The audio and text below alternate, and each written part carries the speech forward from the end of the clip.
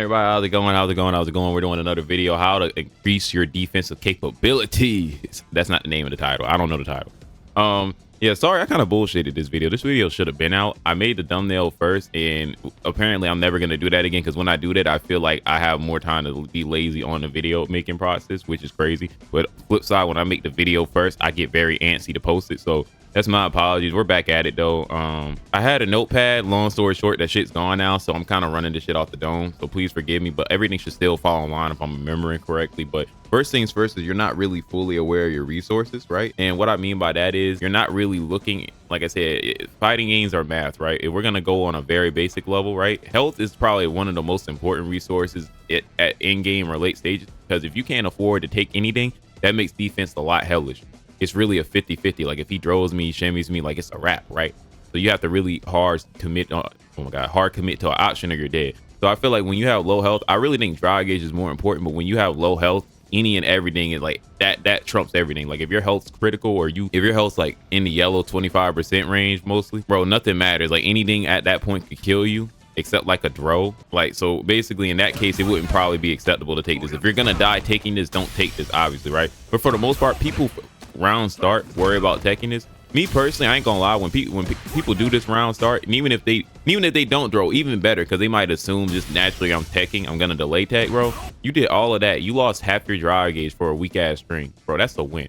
And that's a misconception that I think people have. People think defense is always winning what they perceive to be as winning the interaction, like not getting hit at all. You're gonna get hit, right? Think about it. The best defender, the person who won defensive player of the year in any year in the NBA, none of them motherfuckers are block every single shot of the person they're guarding. No, it's about making it difficult. So basically, in my opinion, like defense really in these types of games are simply denying the opponent the hit that they have, or making them work so hard for it to where by the time they get it, it's not even worth it, right? So if you got to spend damn near all your dry gauge, see where's that, to open me up for an overhead, you can't kill now unless I'm about to die from any hit virtually. You can't hit. You're not gonna kill, right? There's very few instances where you're gonna kill with that. Like if it's round in and then they're going crazy trying to get anything, then that's different. Okay, because like if they know your next hit kills you, yeah, they're gonna go crazy, right? And at that point, I would say that's good defense. If you somehow deny your opponent and they're damn near and burn out, that's great defense, right? I'm not gonna sit here and say that sometimes not getting hit is great defense. No, that shit is admirable. But do the math and see, was what I took worth it? Like, bro, if all I'm getting from this is grab, take the throw, bro. If all you're doing is this, I'm not even gonna parry. I'm just gonna take the throw regularly, because okay, I gave up space, but you gave up 3 things of dry gauge for space. And if you don't do anything with that, you're in a worse position, because at that point, right, if you don't throw me, if you just leave me, your turn is over. So now I can start my pressure, and who knows, I might drive rush too, because now you're at 2 bars, I might be at 3, right, at this point. But then now I'm gonna, oh my god, I might be 3 at this point trying to pressure you, but now I'm about to, you know, I'm about to get active, right? I'm about to really push the tempo on you and make you uncomfortable. And as people get uncomfortable, that's how it becomes easier to open up. So basically, in a nutshell, I'm gonna make it hard as hell for you to, I'm gonna deny you the hit that you want. And if you do get that motherfucker, you're not gonna want it anymore, right? So you're in the corner right now. Mind you, a regular throw is 1200 damage, right? 2 throws is 2400. So we're gonna throw this for you, right? Why not just go for crouching medium? Because on the off chance that they shimmy, now you're in a better position. You have the hit, confirm it to the super, or whatever the case may be. Because you got to think, a counter hit throw does the exact same damage as a regular one, right? The only time a throw does more damage is if it's on punish counter. So if you're 2 interactions, it's different if it's more and you just keep clicking this, and then as me as an opponent, I'm reading the counter hit and I'm like, oh, this motherfucker's just gonna keep doing it, I'm gonna keep throwing them, right? But a situation where you got 2 to 3 interactions and the opponent might assume you won't go for this a 3rd time or some sort of button or poke, boom, just keep doing it. All right, from an economical standpoint, it makes sense, because you're dead in the same amount of hits, so you're in the exact same position. And on that 3rd where you got like that 1 point, that little tiny slither of health, you get that hit, confirm, GG's, right? Also too, you can look at super meter too. In super meter, to me, you should only look at it as a defensive option. If not even, I wouldn't even say if it's you're buffering, right? But if you're in burnout, then like that's when I think meter is most important, as far as like using it as an escape tactic, right? Or if your opponent's just mindlessly drive rush doing this or whatever, not a jab, right? But like, hold on, let's let you to reverse, right? Like if your opponent drive rushes in the jab, they can block it, right? But if I do a medium, if I do anything other than a jab, right, that's another way, because I catch a lot of people doing that when they want to get, when they get greedy. Because technically, right, technically I'll get counter hit if I try to contest, but not if I super, not if I DP, right? That's why, like, y'all notice the buffer doesn't come out. It only comes out if they do a button bigger than a jab, a 4-framer, right?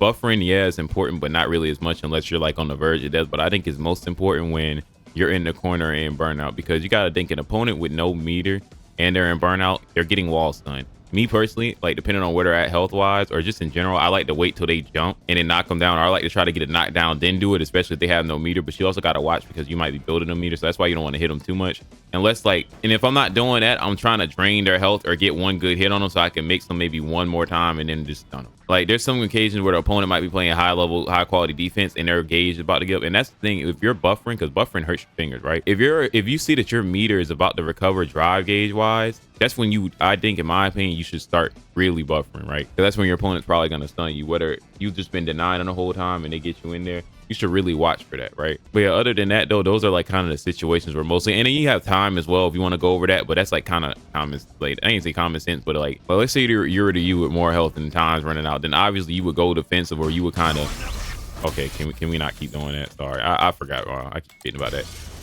Now maybe I'm poking, I'm backing up, I'm giving up hella space because I'm trying to run the clock, but that rarely happens. I think unless like somebody's playing a zoner like clock, you barely get clocked in this game, bro. Another thing people don't do is they don't use all the defensive. I guess they're too predictable, but this kind of ties into not using all the defensive mechanics like drive reversal. So what's drive reversal good for, right? So technically drive reversal is more frames than a DP. EXDP is 6 frames. It's probably different for certain characters, I think, but like EXDP is obviously a lot of people's go-to because it takes 2 meter. However, if I fuck this up, I'm gonna be in a lot more pain than if I just fuck this up, right? Look.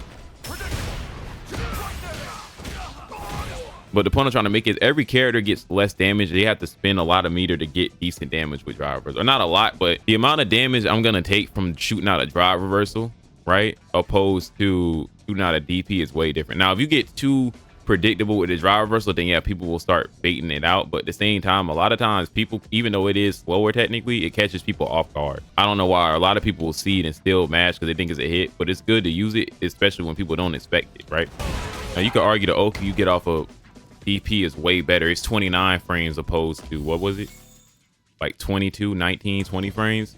So you can actually, like, if I DP EXDP, I can actually get back into the action quicker. Because if you drive reversal, there's probably is Oki situations, but for the most part the Oki you get isn't as good too. You got to take that into account as well. If I'm throwing you, like, I'm the type of motherfucker, I'm dead ass, I will just keep throwing you until you stop me. Right, I'm not gonna, until you show me you're gonna stop, because then I get a gauge on how stubborn you are, right? If you can be conditioned in that regard. So I'm just gonna keep throwing a person over and over until they take, and I'm gonna keep trying it until I feel like, okay, they kind of, until I can kind of get a, sounds crazy, but until I can kind of get a sense of how they like their tech pattern, if you will, right?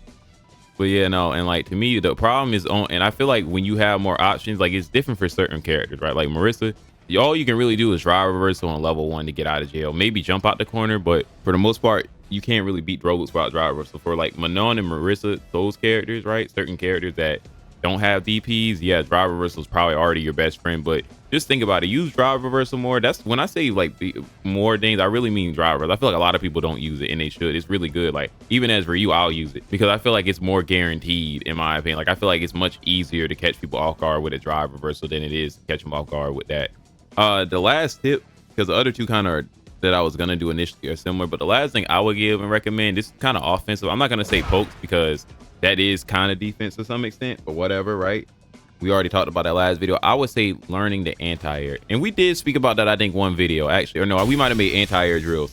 But anti-airing, honestly, if you want good offense, I think anti-airing is like a crucial component in any aspect of a fucking game. Like, I'm so serious. Like, offense, it's important. Defense especially, right? I think you can't tell me that you stopping somebody jumping in on you and getting pressure isn't defense, right? I would say learn the anti-air, whether it's this or this, right? Just keeping people out of the sky in general, because that's the avenue you're blocking. That's your air defense, right? You're keeping somebody from jumping in, getting free pressure, making you have to guess after you jump in, right? Like if you can't anti-air, and I know you're not, or I know you go to parry or whatever, I'm just gonna keep jumping in. Anti-air parrying is unacceptable. I mean like real parrying, right? Or I mean like real solid anti-airs, right? Even that sometimes, right? But look, jump in, you might get used to parrying or just sitting there because you're scared. The anti-air, boom, you get grabbed up, it's over with. So in simple terms, right, it's not much to say. I do have an anti-air drills video, but there's also several drill videos on the internet that are really, really good, right? Also, another thing too, bonus topic, my bad, I kind of forgot this part. You want to give a why. Make sure when you do these options, you have a why. I think the most important thing when it comes to learning and assessing how you play in a game is the why. Even that's on offense too.